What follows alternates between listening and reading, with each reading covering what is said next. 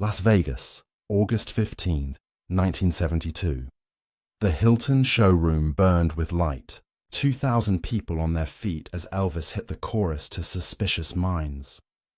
Then he saw her, Priscilla, laughing, dancing with another man. His voice thinned. The arena went dead silent. What happened next changed their story forever. The house lights held steady like a crown of fire. The band locked to Ronnie Tutt's snare, and the international showroom at the Las Vegas Hilton felt smaller than 2,000 people should ever feel. It was 10:24 p.m., August 15, 1972. Waiters froze mid-pour. Sequins threw pinpricks of light across the red booths. Elvis stepped to the lip of the stage, white jumpsuit catching the glare, the belt a sunburst at his waist. Charlie Hodge angled a mic stand toward him. Joe Esposito watched from the wings, and a velvet hush ran under the applause like the breath before a swimmer breaks the surface. He had already burned through C.C. Rider, I Got a Woman, and that quick grin he gave when he caught a fan's homemade sign. Legendary, hand-stitched in gold. Then came the vamp for Suspicious Minds, the horns bright, the crowd clapping on top of the beat. Elvis eased into the lyric, the kind of phrasing that sounds casual and feels like confession. And the room leaned in the way churches lean in during the first word of a sermon. Camera flashes timed themselves to his breaths. A woman near the aisle dabbed her eyes and laughed at herself for crying. And then his gaze shifted left, to the third row, center left, a table marked with a small brass C. Priscilla, auburn hair catching the stage light, black silk moving when she moved. She wasn't alone. A tall man in a dark jacket spun her once, easy and practiced, his hand at her back for just a second too long. For a beat, Elvis missed the lyric by half a heartbeat. Only the band and the front row would have heard it. The king faltered. The arena went dead silent in his head. He took one more step forward as if he might step off the stage altogether. The Hilton's floor manager, Tony Reed, shifted on the far wall, whispering into the radio clipped to his belt. "All good?" A voice crackled back. Reed didn't answer. He was watching the singer watching the dancers. What happens when the person who once steadied your pulse becomes the reason it stutters? Ronnie's snare pulled him back. Elvis smiled, a small private thing, and sang the next line softer, not for the balcony or the gamblers in the back, but for one table marked C. He had learned to live inside contradictions, noise and silence, anger and compassion, the show and the man. Which one do you choose when both are true in front of 2,000 people? Priscilla laughed at something the man said. It wasn't cruel. It wasn't even pointed. It was the kind of laugh you let out when you forget who might be looking.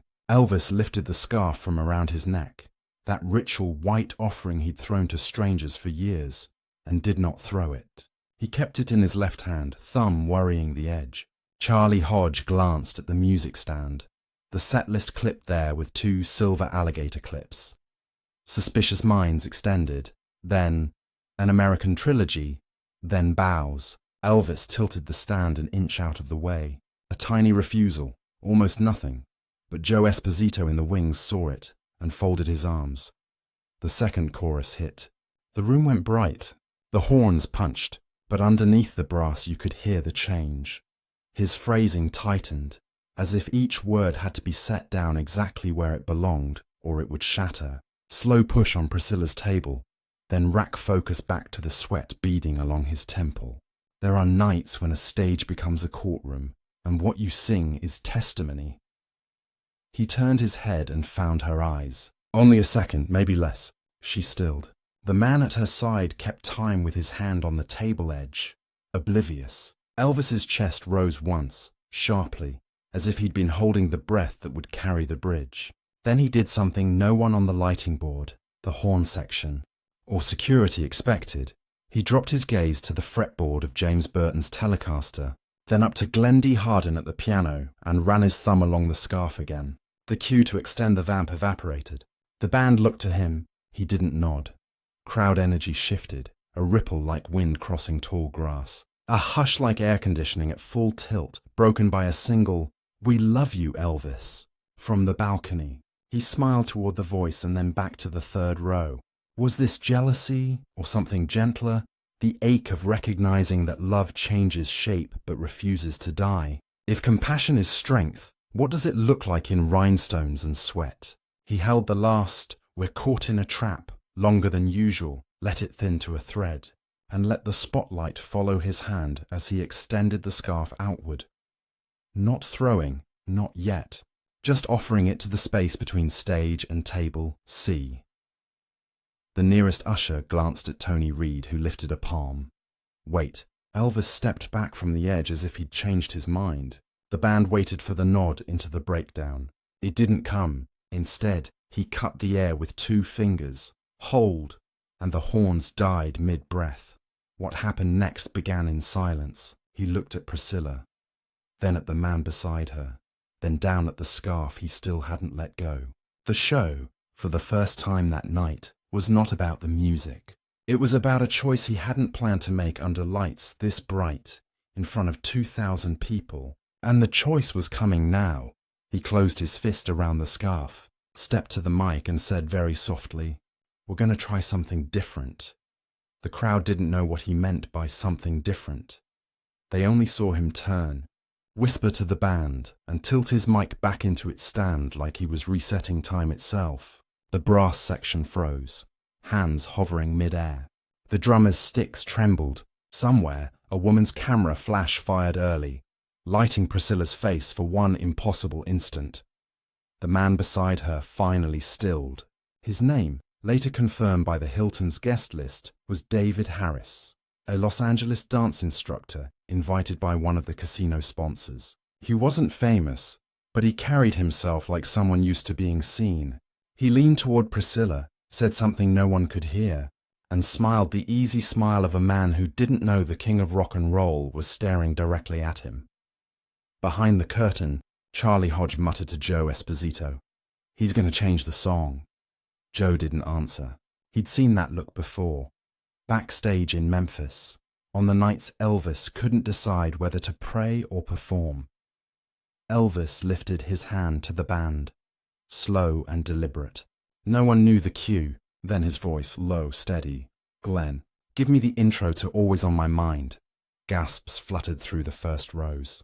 That song wasn't on the set list. It wasn't supposed to be anywhere near the stage tonight. It was personal, too raw, too close. The sound crew scrambled. Tony Reed leaned into the console, mouthing, "Roll tape." As the first piano notes drifted out, something in the crowd shifted. The energy wasn't fevered anymore. It was fragile. "Maybe I didn't treat you quite as good as I should have." His voice cracked on should. No one cheered. They just watched. In the third row, Priscilla didn't move. The man beside her looked from her to the stage, uncertain, realizing too late that he had wandered into someone else's unfinished story. Elvis sang through the verse like it was his first and last prayer.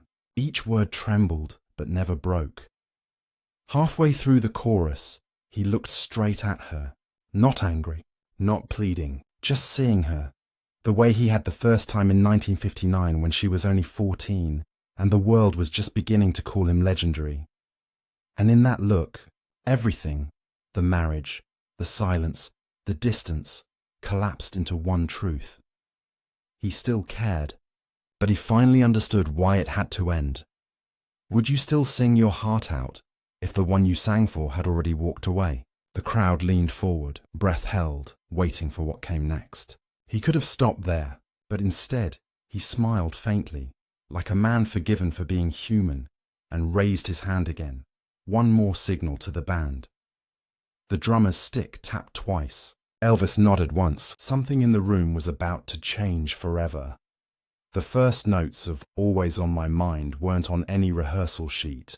No lighting cue, no backup harmonies, just Glenn D. Hardin's piano tracing soft circles around a single spotlight. The rest of the Hilton showroom faded into dark amber, like the air itself knew to listen. At the back, the sound engineer mouthed to the assistant, "Keep rolling, this one's history." Tape hiss filled the silence between chords, the kind of quiet that wraps itself around your chest. Elvis leaned into the mic. "Maybe I didn't hold you. All those lonely, lonely times." Each word landed like confession, not performance. his breathing shallow, his right hand gripping the scarf he hadn't thrown. In the crowd, the clinking of cocktail glasses stopped. Waiters froze. 2,000 people sat inside one man's heartbreak. Close up on Priscilla, lips parted, eyes glistening. She wasn't smiling anymore. David Harris looked away, realizing too late he was a ghost in someone else's memory. The Hilton security team shifted near the walls, unsure whether to step in or stand still. No one could tell if this was a show or a breakdown, but the truth was simpler. It wasn't either. It was a goodbye. Live, unplanned, and bleeding through every speaker in the room. He wasn't supposed to sing it, but he couldn't not. Charlie Hodge whispered, "Let him go." Joe Esposito's jaw clenched. He'd seen Elvis teeter before, between stage magic and collapse. But tonight, it was different. There was calm inside the storm. The second verse hit harder. "And maybe I didn't treat you quite as good as I should have." His voice broke halfway through good. It wasn't showmanship. It was surrender. The arena went dead silent again. No camera flash, no cough. Just the faint hum of amplifiers, like static over an open wound. Then, for the first time, Elvis stopped mid-line. He turned his head slightly and said, not into the mic, but toward Priscilla's table, "Guess some songs don't end when you stop singing them." It wasn't rehearsed. The band stared. Glenn D. Harden's hands hung above the keys. The audience didn't breathe. What does it mean when an apology isn't words but sound? When you're not performing anymore, you're pleading with memory itself. Priscilla's eyes dropped to her lap. Her fingers brushed the edge of the tablecloth. David reached for her hand, then thought better of it. Every lens in the room found them anyway. The king was crying. A single tear traced down his cheek, catching the spotlight before falling onto the white silk scarf still balled in his fist. He pressed it to his lips, whispered something only the first row could hear. Something like, "Take care." And then he did what no one expected. He tossed the scarf, not toward her, but toward a young fan sitting 2 tables back, maybe 16, holding a handmade sign. "Forgive her, Elvis." The crowd gasped. Cameras flashed. The scarf landed on the table. The girl burst into tears. Elvis nodded once, almost imperceptibly, as if the message had been delivered somewhere beyond reach. Was forgiveness meant for Priscilla or for himself? The band, sensing the end, faded into the bridge quietly. The brass section wiped at their eyes. A man in the back whispered, "He's saying goodbye to her, right here." Then came the final line. "You were always on my mind." Drawn out, trembling, the vowels hanging in the air long after the instruments fell away. When it ended, Elvis didn't bow. He didn't smile. He simply looked out, eyes glassy, and whispered, "Thank you." Then he turned, walked off stage without a single encore. The crowd stayed frozen. No one clapped for a full 10 seconds. Then applause erupted, louder than anything that night, the kind that sounds like grief and awe at the same time. Tony Reed wiped his face with his sleeve.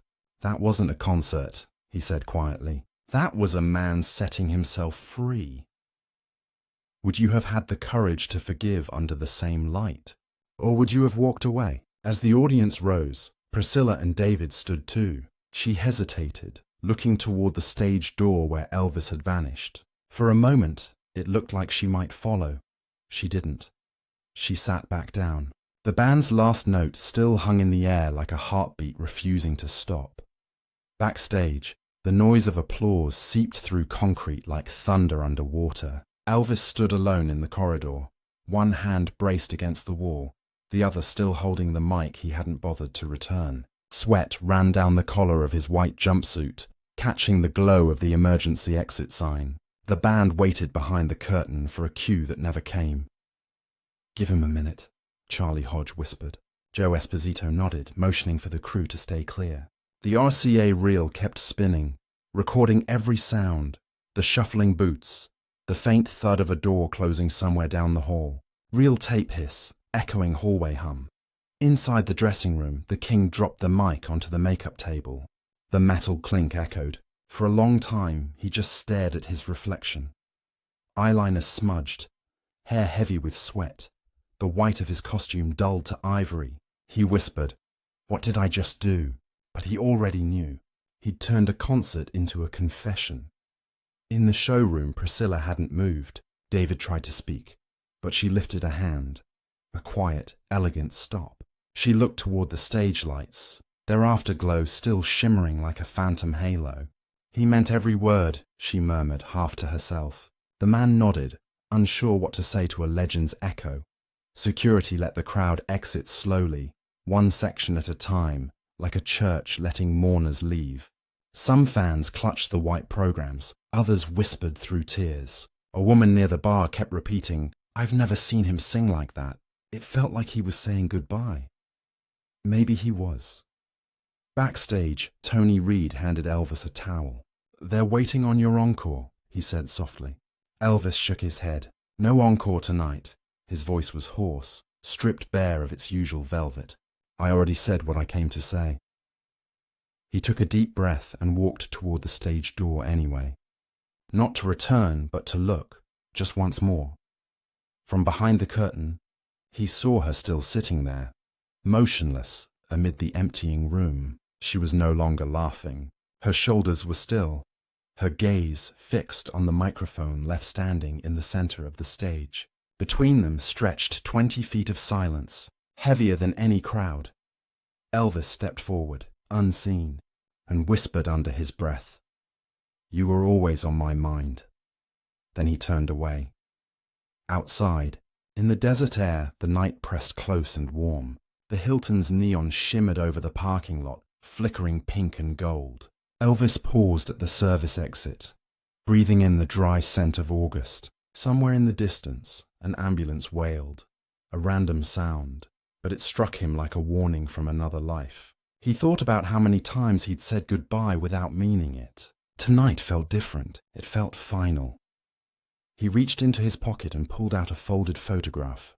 Priscilla, Graceland Lawn, Lisa Marie between them, sunlight spilling through the trees. A single crease ran through their faces where it had been folded too many times. He smoothed it flat, then tucked it beneath the handle of his guitar case. When love turns into memory, do you fight to hold it, or learn to let it breathe on its own? A car door slammed somewhere nearby. Charlie appeared, holding a bottle of water. "You okay, boss?" Elvis smiled faintly. "I will be. Someday." He started walking toward the limousine, every step slower than the last, as if time had thickened around him. Flashbulbs popped in the distance as fans waited at the exit, unaware that the show they'd just witnessed would never happen again. The soft thud of the limousine door closing, muffled crowd noise fading into night, and in the showroom Priscilla finally stood. The scarf, the empty mic stand, and the echo of his last note stayed behind, proof that forgiveness had happened, not through words but through silence. As the limo pulled away, a single fan slipped past the ushers and picked up the scarf left on the stage. Unaware it carried the king's last unspoken goodbye. The Hilton showroom emptied like a tide going out. Chairs scraped, programs fluttered to the floor.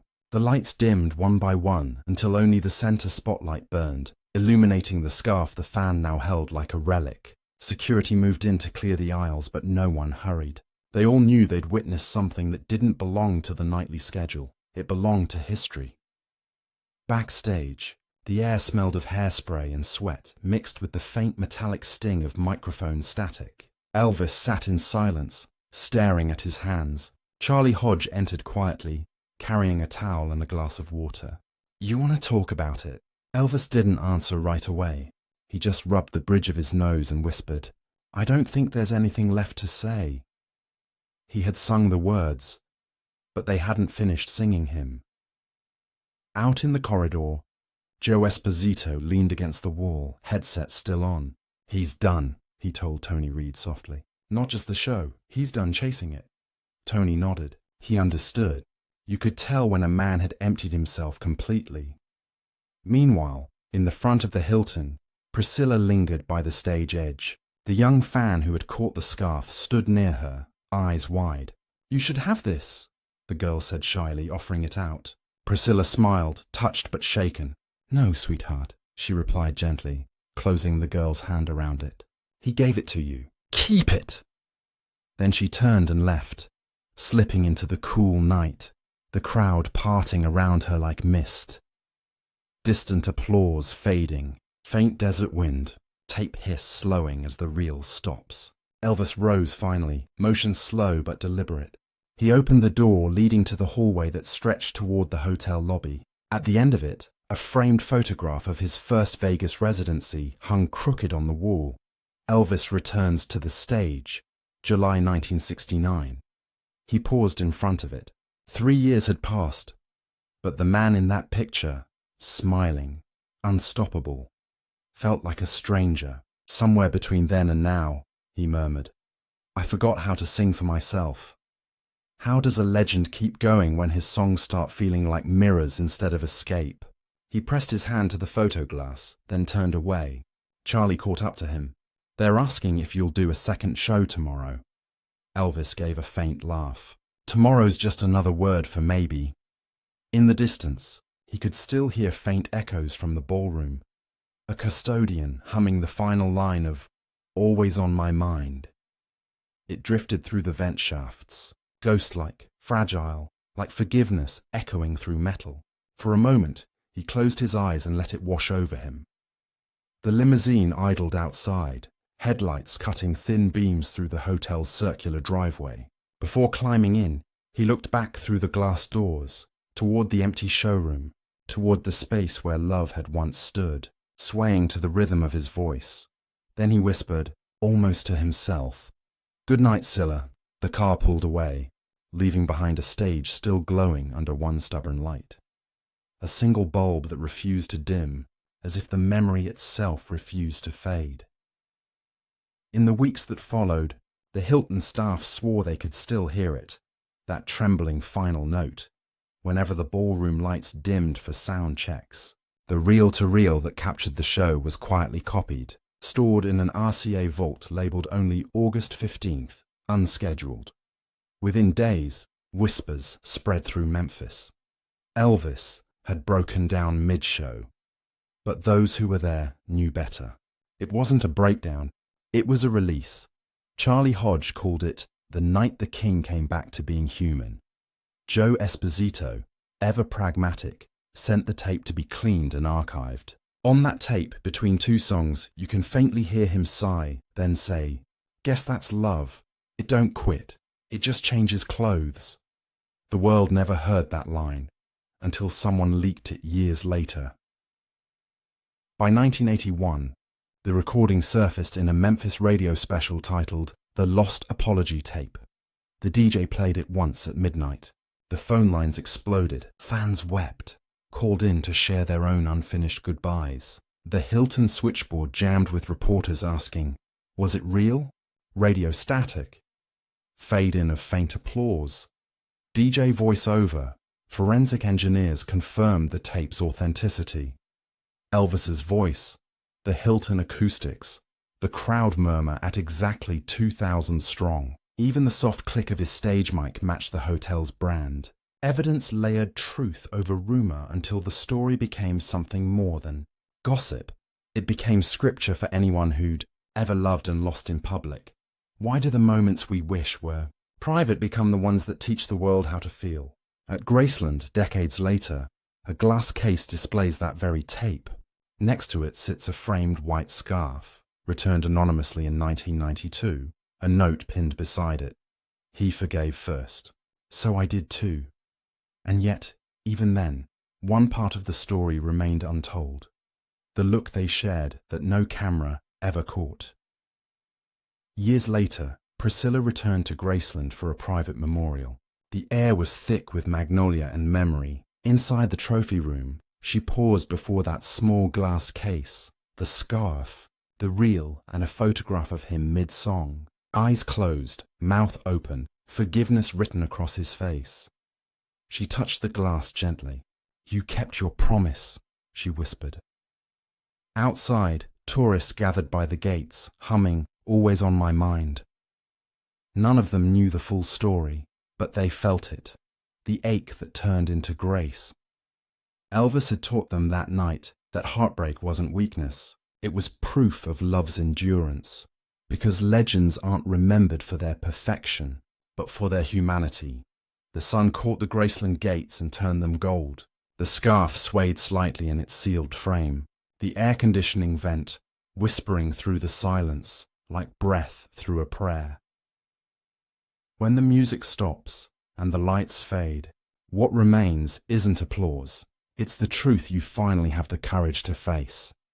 Graceland, glowing under dusk, a single song echoing softly through the halls.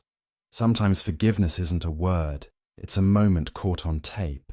If this story moved you, share it forward. Someone out there is still holding on to their own "always on my mind."